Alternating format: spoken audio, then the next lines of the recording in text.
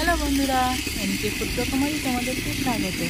চলো দেখে নাও, আজকে আমি একটা নতুন রেসিপি বানাবো। তাই নিয়ে নিয়েছি এখানে কাঁঠালের কোয়া। কাঁঠালের কোয়াগুলো কাঁঠালের ভিতরেই যেন একদম গাছ হয়ে গেছে। দেখো কত বড় শেকড় হয়েছে, একদম গাছ বেরোবের মুখে। এবার পাতাও বেরিয়ে গেছে মনে হয়, কাঁঠালের ভিতরেই গাছ হয়ে গেছে। কী করবো, কাঁঠালটা কিন্তু খেতে একদম বাজে, কাঁঠালটা একদমই ভালো নয়, মিষ্টিও নয়। তাই কী করবো, কাঁঠালটা তো খাওয়া হয়নি, কোয়াটা নিয়ে নিয়েছি। কাঁঠালের যে বীজগুলো থাকে, বীজগুলোকে আমি কাঁঠালের কোয়া বলে থাকি, তাই কাঁঠালের কোয়াই বলে ফেলছি। এই কাঁঠালের বীজগুলোকে নিয়ে নিয়েছি। এবার আমি বীজগুলোকে একটু পরিষ্কার করে নেব।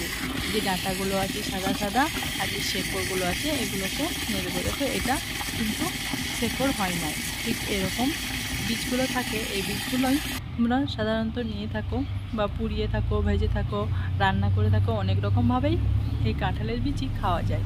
কিন্তু আমি আজকে একটু অন্যরকম পদ্ধতিতে এই কাঁঠালের বীজই রান্না করব। তাই কোন পদ্ধতিতে রান্না করছি সেটাই চলো দেখে নেওয়া যাক।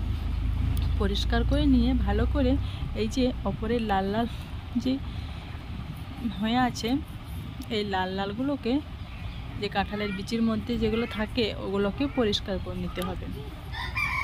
খুব ভালো করে তোমরা পরিষ্কার করে নিতে পারো, বা একটু লেগে থাকলেও ক্ষতি নাই। কিন্তু অপরের যে সাদা অংশটা থাকে ওই খোসাটা পুরোটাই ফেলে দিতে হবে, ওটা একদমই নেওয়া যাবে না। কিন্তু লাল অংশটা একটু থাকলে অসুবিধা নাই, কিন্তু ফেলে দেওয়াই সব থেকে ভালো। আমি ঠিক হাত দিয়ে ঘষে ঘষে আমি লাল অংশ বা সাদাটাকে পুরোটাকেই ফেলে দিচ্ছি। আমি এক হাতে ফোন ধরে আছি আর এক হাতে ঘষাঘষি করছি, ফলে একটু অসুবিধা হচ্ছে। তো চলো অসুবিধা করেই তোমাদেরকে দেখিয়ে নিই।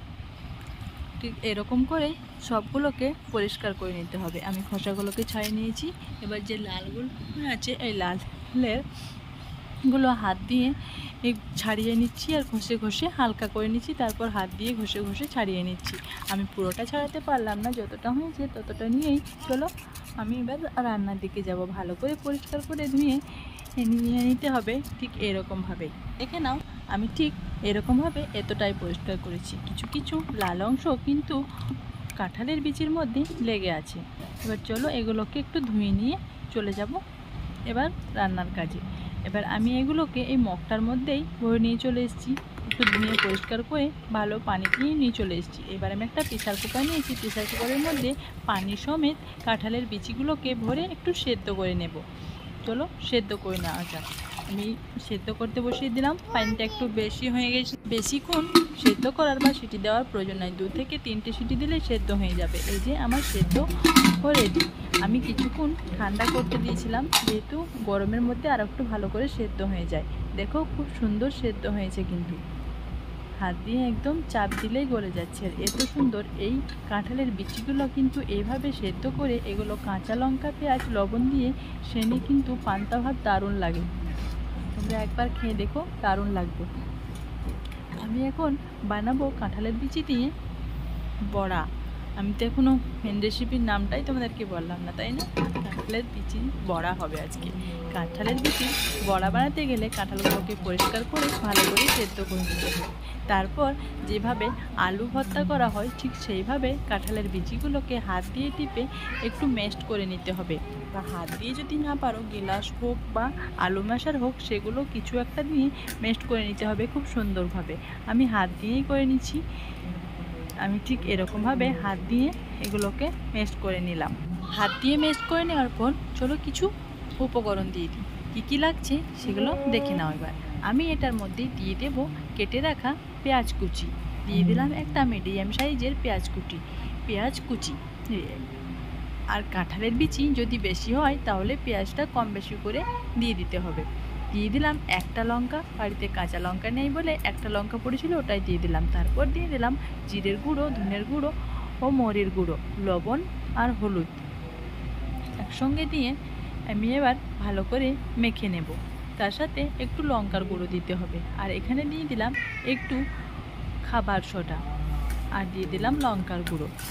একসঙ্গে ভালো করে এবার মেখে নিতে হবে। এগুলো যদি এমনি শুধু শুধুই করতে চাও আর কোনো কিছু উপকরণ না দিয়ে তাহলে এগুলো কিন্তু চাটুর মধ্যে করতে হবে, ডুবো তেলে করা যাবে না, ডুবো তেলে করলে ছেড়ে যেতে পারে।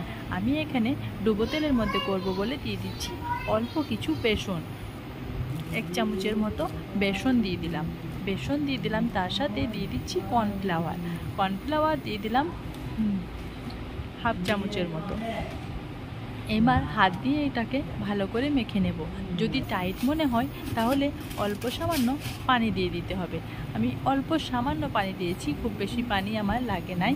এবার হাত দিয়ে এগুলোকে চ্যাপটা গোল যে সাইজই করতে পারো সেই সাইজ করে তেল গরম হয়ে আসলে গরম তেলের মধ্যে যেরকম হোক সেরকম শেপ দিয়ে এটাকে ভেজে নিতে হবে। যেহেতু আমি কাঁঠালের বিচির বড়া বানাচ্ছি তাই আমি বড়ারই শেপ দিয়ে দিচ্ছি। যদি এগুলোকে যাও তোমরা টিকিয়ার মতো শেপ দিতে পারো, 3 কোনা লম্বা টেরা বেঁকা যে কোনো হোক একটা শেপ দিলেই হবে, কিন্তু বড়ার স্বাদ থাকবে একই রকম। কিন্তু কাঁঠালের বড়ার স্বাদ সত্যি অসম্ভব মজা। তোমরা একবার বাড়িতে বানিয়ে দেখিও। কাঁঠালের কোয়া অনেকে রান্না করে খায়, অনেকে আবার ভেজেও খায়, অনেকে আবার পুড়িয়েও খায়। আমরা তো প্রায় বেশিরভাগ পুড়িয়েই খেয়ে থাকি, আর কাঁঠালের বড়া বানানোই হয় না। তাই আমি আজকে সময় করে কাঁঠালের বড়া বানালাম আর সবাইকে খাইয়ে তাক লাগিয়ে দিলাম। সবাই খেয়ে কিন্তু খুবই প্রশংসা করেছে। সবাই বলছে আমরা কোনোদিনই কাঁঠালের বড়া খাই নাই, কাঁঠালের কোয়ার বড়া খাই নাই, এবার প্রথম খেলাম। দেখো যেটা প্রথমে দিয়েছিলাম সেটা কিন্তু আমার ভেজে নেওয়া হয়ে গেছে, ওটা তুলে নিলাম। এবার এগুলো আমি একটু উল্টে পাল্টে লালচে বর্ণ করে ভেজে নেব। ভালো করে উল্টে পাল্টে লালচে বর্ণ করে ভেজে নেওয়ার পর তুলে নিতে হবে।